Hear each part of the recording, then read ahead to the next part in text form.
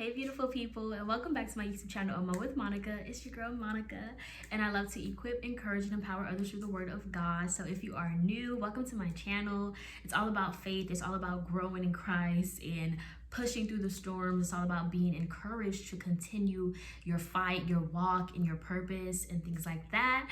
If you're coming back, welcome family. I'm so excited because May is here. May has come. And I just felt like God was speaking about May for just a long time for me. I don't know if anybody has been going through storms and trials and delays and setbacks like I have. And just to hear God say, just push through, just push through, just push through, and close some doors so that I can establish you, so that I can reset you. And it's crazy because I was listening to Prophetess Tiffany Montgomery, hopefully I'm saying her name right, but Prophetess Tiffany, and she was talking about fast forward, and that God gave her a word that many of us are going to be fast forward. We're gonna go fast forward in our lives. God is going to fast forward us. He is going to press the fast forward button in our lives. And I received this word wholeheartedly because I know what God is saying to me, and I know the quiet time that I've been spending with Him. You guys didn't see much content happening in the past, 3 months. Honestly, since this year started, I was trying to be as consistent as possible. But there was some more things that I had to really let go of, some doors I had to close, and just some more healing that I had to just really address. I had to address some issues, and I'm going to talk about it today because I feel like God is saying May is a month of miracles. Yes, May is a month where we fast forward. I fast forward many of my people and I establish them, and I'm going to reset them so that I can establish them. And I just did a TikTok video. I just recorded a video about God establishing us and wanting to, establish us and bring us forward and get us from this place of feeling stuck to advancing in our lives. But it's going to take us allowing Him to reset us. It is going to take a surrender. It is going to take a new type of surrender. Maybe you surrendered your job and your education to God, but you didn't surrender your whole heart. You didn't surrender the relationships you've been in. You didn't surrender your finances. And so anything that we hold back from God, we don't get to experience breakthrough or fullness in that area. And so I was like, God, it's a new month. I want to talk about blessings, favor, increase. And God is like, that's good. I'm glad you want to talk about it. And many people are, but I also want you to tell my people to prepare for this, to prepare to blossom, prepare to bloom, prepare to be established, prepare for wealth, prepare for advancement, prepare for the school they're going to go to, or that degree, that business I'm going to have them start, that ministry. And I want you to warn them about the dangers that or one of the biggest dangers that many of us as Christians we're not fully aware of, or sometimes we hear it and it doesn't really connect. And I know that with myself actually experiencing it head on and seeing, oh my gosh, this is a danger. Like this area right here that we're going to talk about, false idols, false gods and idols, this is a big deal because this will hinder any of us from going forward, from actually living out our calling. And so I was like, let me talk about it today. Let me talk about it so that I can tell you, you are going to bloom. You are going to blossom. You are going to flourish, okay? But you have to make sure that you don't fall into the trick of the enemy. And the trick of the enemy is hustle, the hustle culture, the success, the worldly ways of success, the people-pleasing, approval of men. There's so many different things that we can idolize in our hearts because of trauma, because of things that we experienced in our past. And I've been talking a lot about trauma. And then by the time God is like, okay, I want to establish you, I want you to walk in your purpose, we're taking these idols every season of our lives. And God is like, if you don't put this idol, it's going to stop you. It's going to hinder you. It's going to cause you to fall. Drop the idol. And I know for me, I was dropping them just little by little. And in my head, I was like, oh no, they're not idols. Like, there's no way that food could be an idol. I mean, yes, there's a way, but I don't think I idolize food. But then when I was going through the motions of, when I was going through the storms and the trials, I'm like, let me go get a Big Mac because I just can't do this right now. Let me just go get some food because I can't. And it's like, it's time to fast. And it's like, okay, I could do this type of fast, God, but who you want me to do the Esther fast? I don't know about that one because of idolizing food. TV, whatever it is, because in our seasons of storms, preparation, transition, so much is happening. There's so much tension. There's so much pressure that what we want to do is lift that pressure off. We want to feel at ease. We want to feel relaxed. Nobody wants to go through all of that. Sometimes even sober-minded, nobody wants to feel all that it comes with the pressure of advancing, the pressure of transitioning, the pressure of moving forward. And so what do? We pick up idols. We pick up habits, bad habits. We pick up addictions. And God is like, wait a minute, you were supposed to trust in me and put your whole heart in me and believe in me. You were supposed to seek my face more. You weren't supposed to pick up things that you don't need, and things that will only hinder you. I'm already getting into the word. So I really am trying not to be on here long because I have a few meetings and things like that. I have been busy, so I've closed some doors and I want to talk about it. We're going to talk about Gideon, because I love Gideon's story. You know, God was like, hey, you know, man of valor, the angel told him, and this is what God believed he was, a man of valor, a man of integrity, a man of character, you know, strong man, and a man who had what it takes to fight, to push, to keep going despite the warfare. And so God said, man of valor. Meanwhile, Gideon is like, I don't see what you see, God. I don't trust myself. I don't see what you see. My circumstances is hindering me from believing, but we know that we have to walk by faith and not by sight.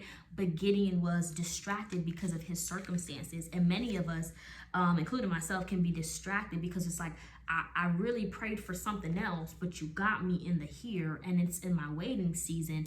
I'm getting discouraged. I don't like what I see. How can I be a man of valor? How can I be a Proverbs 31 woman? How can I be this strong person that you're making me out to be, this person that you have called to do such great things? So we're gonna talk about Gideon, but before I get into that, I want to talk about my story and how God led me to really share this, because I hope that my story and my testimony can really help you not to go into the same route, because I really walked into it kind of blindly.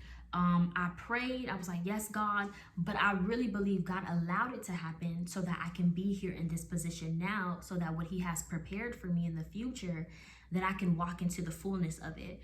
And sometimes God will allow the things that, you know, we're like, why would you allow that, God? I have all this regret. And God will sometimes allow these things because he wants you to learn from it. And so don't necessarily beat yourself up or, you know, forgive yourself, repent, but make sure you don't go back into that bondage again. And so, of course, my phone died because I came from work.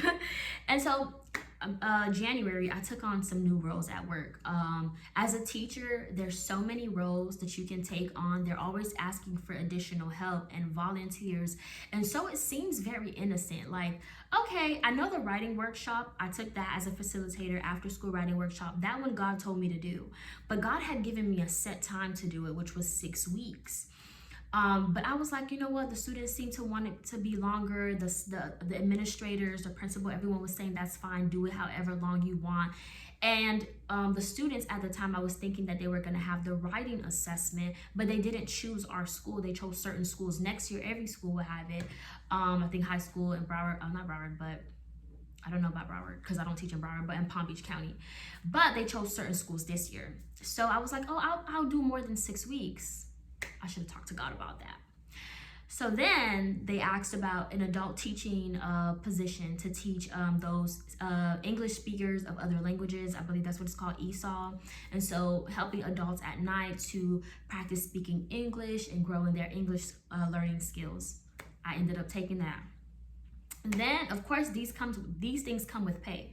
So I was like, okay, I could build, I could pay. I'm trying to make sure I get myself together, have extras in the savings, because 2022, the beginning part of it was very traumatic, and 2021 when it came to finances, because of course I was not working as I was working full time, but when you're working for the school and you're getting your degree at the same time, the pay is different.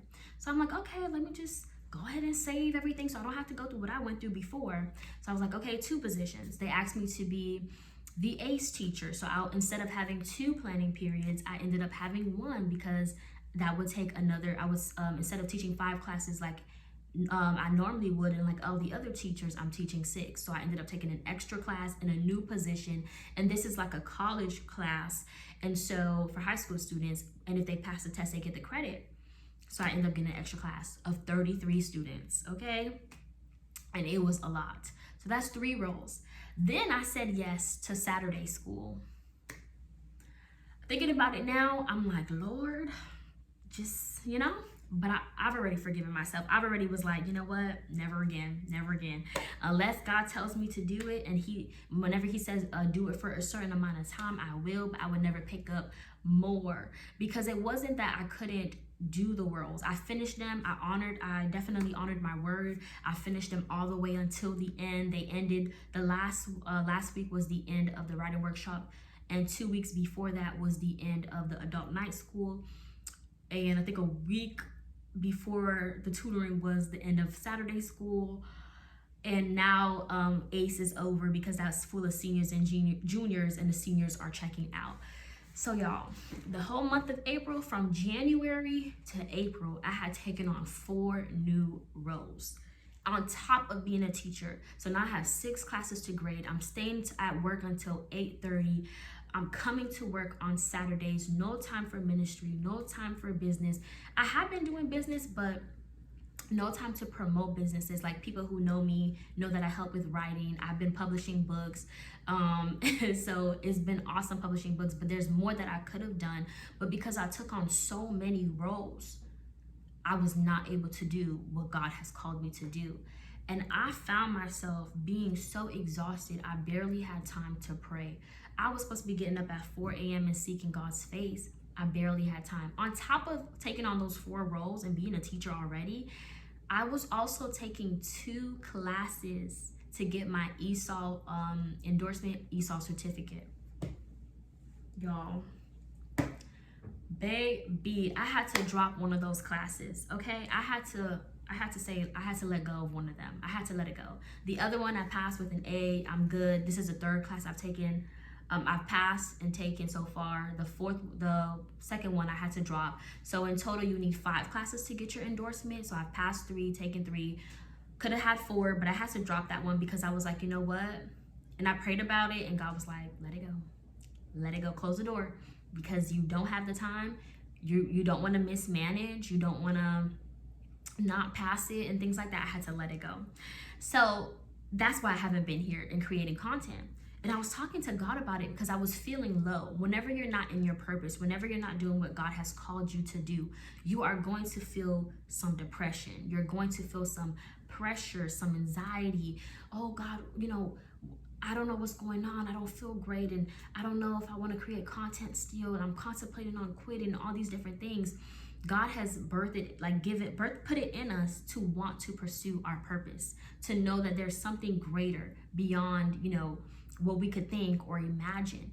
And so when we're not walking in God's way, or allowing him to order our steps, we're going to feel depressed. We're gonna feel sad. We're gonna feel angry. We're gonna be anxious, because God is not in the midst of it. And so I'm talking to God, and it's like March, and I'm like, God, I'm exhausted. I'm coming home late. I'm ready to quit these roles. I don't want to do it no more. I know I'm making impact, but sometimes we can make impact, but God didn't tell us to make that impact. Or he told us to do it for a certain amount of time, and that time has ended. And so I'm like, oh God, I'm making impact. Hold on, something's making noise. I don't know what that is. Hopefully it's not my fridge. But okay, I'm back, because I don't want to make this too long. But I'm making impact. I'm seeing great results, and staff, the administrators are happy with me. The students are happy. And God is like, okay, but what about me? Why aren't you doing what I've called you to do? By now, you should have finished this book. You should have wrote this song. You should have done this video. By now, you should have surpassed. You should have been doing what I told you to do. I've called you to walk in a certain speed, but because of the approval of people, because you've idolized money, because you've idolized status or power, you're not doing what I called you to do, but you're somewhere else. And I had to really just sit down and be like, you know what, God? You're right. I had to really repent and ask God to help me to finish strong, because by the time March came, I was on the verge of, I'm telling you, I was on the verge of saying, you know what? I gotta go, deuces.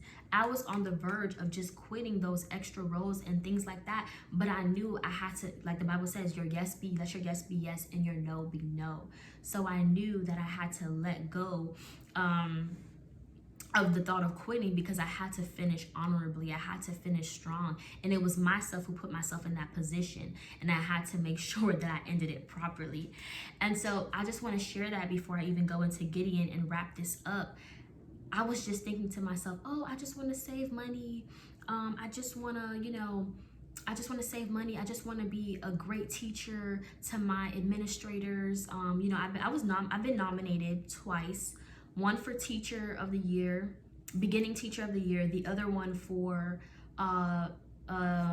Passion for Teaching. So I've been nominated twice. I've been recognized by my principals, by the administrators. I've been recognized and things like that. And so I'm like, I don't want to let them down. I don't want them to, to look at me differently if I say, I can't handle it, or if it's too much for me. And God is like, me or them? Are you gonna idolize? Are you gonna idolize them? Are you gonna continue to idolize money? Are you gonna continue to idolize status? What are you gonna do? Who are you going to choose? And do you want to continue to go this way that you're going? Because it's leading you to death. If you haven't listened to my podcast, I talked about a dream where I was sleeping in my room and a person came in, an intruder, the enemy. I mean, it was like graffiti everywhere in the house. They didn't take anything. It was just a mess. It was like destroyed, but they didn't take anything. And it was like a wake-up call for me, because God is like, you're so exhausted because you're doing for men and not for me. You're doing for self and not for me. And when we do that, there's no grace, because God gives us grace to do what he has called us to do. And so you're so exhausted, you're allowing things to die. You're allowing things to go dead in your life. You're not showing up where you should be showing up. And I had no idea. That this is what I was doing. And it took some time. So I was working these jobs from January all the way to the end to April, the end of April, literally last week Thursday. And so it was a big wake-up call for me. And I decided, you know what? I'm gonna share, because I know some people may think, oh God, I'm gonna hustle, I'm gonna do this and I'm gonna do that, and I just want you to approve it. And God is like, listen, if you idolize anything, if you put anything before me and you worship these false gods, they make terrible gods. Food, addictions, these things make terrible gods, because they can't come for you. They could come for you for a certain amount of time, but they can't heal your soul. They can't renew your mind, transform you or your situation. They can just bring you a moment of comfort, a moment of bliss that is going to take you nowhere.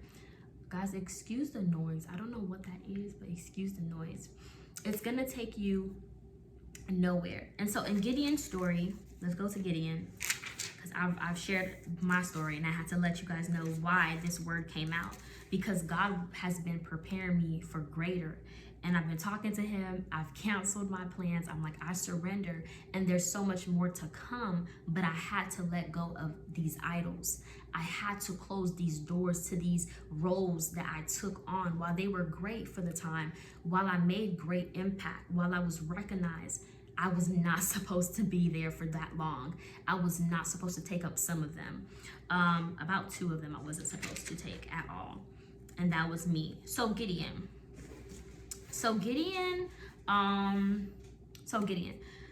Gideon gets called by God, man of valor. Gideon gets called to be a leader, all right, to help the Israelites to fight the Midians and to gain victory. And I want you guys to read his story. It's from Judges. I'm trying not to, but this noise is bad. Judges, I'm trying to think. Judges 6. Chapter 6, Judges chapter 6, all the way to chapter 8, So he gets called by God to be a leader, to fight against the Midians, so that way, or the Midianites, so that way the Israelites could have success. So that way God could take them out from a place of how would I say, lack, in a place that seemed so dead. They were fighting for survival in that place. They were not flourishing, but that was a result of their disobedience and their idolization to false gods. And so that's what happened that's the story of Gideon. But Gideon did all these things that God had called him to do. But then Gideon, towards the end of his story, gets wrapped up in his flesh. And I really want you to hear this part. So it says in chapter 8, verse 29 all the way to 35. Then Jerubbaal, oh Jesus, then I'm not even gonna laugh. Then Jerubbaal, the son of Joash, went and dealt in his own house. Gideon had 70 sons who were his own offspring, for he had many wives. And his concubine who was in Shechem also bore him a son, whose name he called Abimelech. Now Gideon, the son of Joash, died at a good old age and was buried in the tomb of Joash, his father, in Ophrah of the Abiezrites. So it was, as soon as Gideon was dead, that the children of Israel played again the harlot with Baals and made Baal Berith their god. Thus the children of Israel did not remember the Lord their God, who had delivered them from the hands of their enemies on every side, nor did they show kindness to the house of Jerubbaal, Gideon, in accordance with the good he had done for Israel. So prior to this, Gideon, so the Israelites suffer again for their lack of obedience. They suffer again because they go back to worshiping Baal. They go back to worshiping false idols. But this was a result of Gideon not dealing with his flesh. So that's what I actually meant to read. So I'll go back. And that is verse 25, chapter 8, verse 25. So they answered, we will gladly give them, hold on. Okay, chapter 8, verse 27. So Gideon beats, and the Israelites, they beat the Midianites. They beat them in the fight they've been having, in the war. They beat them. They conquer, they overcome, all that good stuff. They're no longer bound to the Midianites. So it says in verse 27, so Gideon gains victory over the Midianites. It says, then Gideon made it into, hold on, I'm losing my train of thought. I'm going so fast.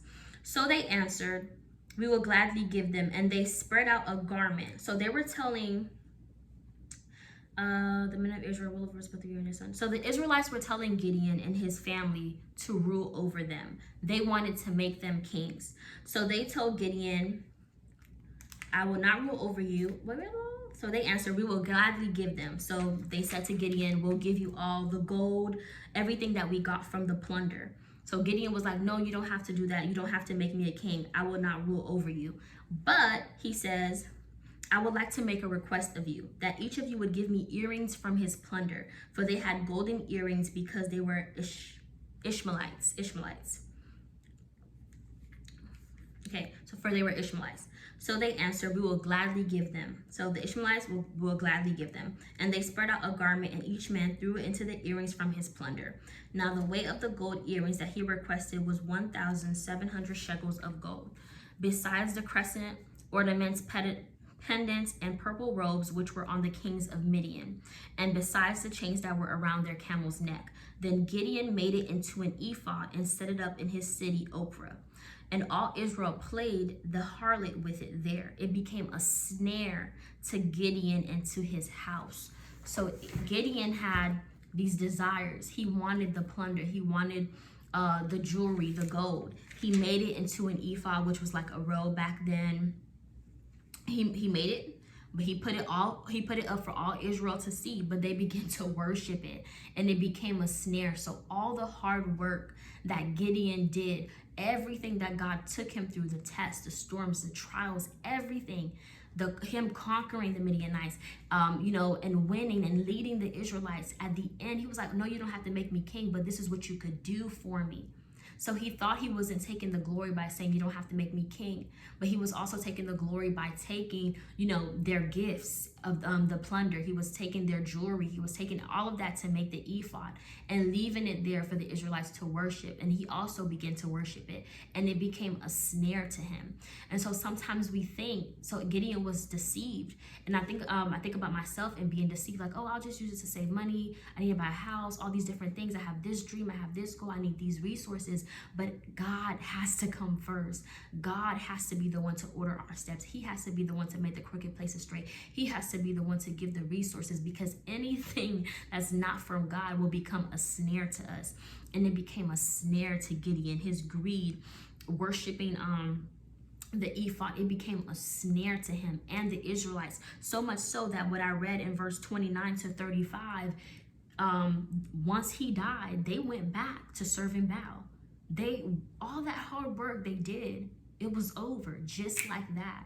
And so these are things our idols don't tell us. They don't tell us that in the end we'll mess up, we'll lose sight of destiny. We'll lose sight of purpose. They don't tell us that the longer we delay and hold on to our idols, that, it's the longer that we delay God's fulfillment and will for our lives. They don't tell us these things. They say, come, I'll give you some comfort for some time. Like, just continue to binge watch TV, continue to do this, continue to work at this job, stay in your comfort zone because you're comfortable, and being comfortable can become an idol, right? And so they don't tell you this. These idols don't say this.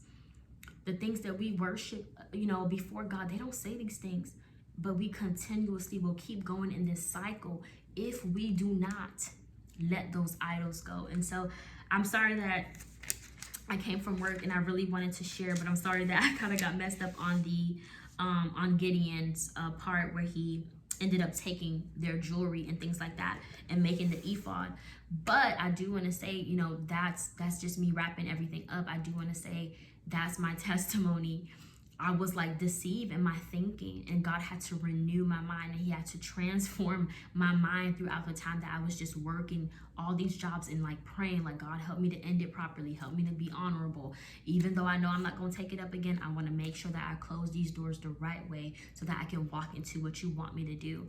And poor Gideon, like, I don't even know if I want to say it is poor Gideon, because it is sad, because everything that he did with God, all that he worked for, it came down in a matter of, like, it was just like this, in the blink of an eye, because of idolization. And so you will bloom. I declare and decree, you will bloom, you will flourish, okay? You will rise, you will thrive, but you gotta let go of whatever it is that you have been holding to, that you've put on or placed on a pedestal more than God. So that's the word. Happy new month. I know this is not like the sugar coated word and all of that, but I pray that the word blessed you. I pray that it reminded you, if you were going in that direction, to come back. Keep God first. No matter what you do, no matter where you go, no matter where God takes you, keep God first. Make sure you make him your number one. And so, yeah, sorry for the noise. I think it was my fridge because it absolutely stopped now. It'll do this once in a while, so yeah. But thank you guys so much for watching. I pray this word blessed you. I'm so excited because I have free time now to do content. I've been missing, I've missed doing content, so I have free time now. I wouldn't say free time, but I have some good time. I have some good time now. I'm not gonna be at work till 8:30. And so thank you so much. And also thank you all for 800 subscribers. We are growing, we are growing. And I'm just really thankful that God allows me to continue to come on YouTube and to be a blessing. But I'm finally gonna close this camera. Bye guys, have a great one.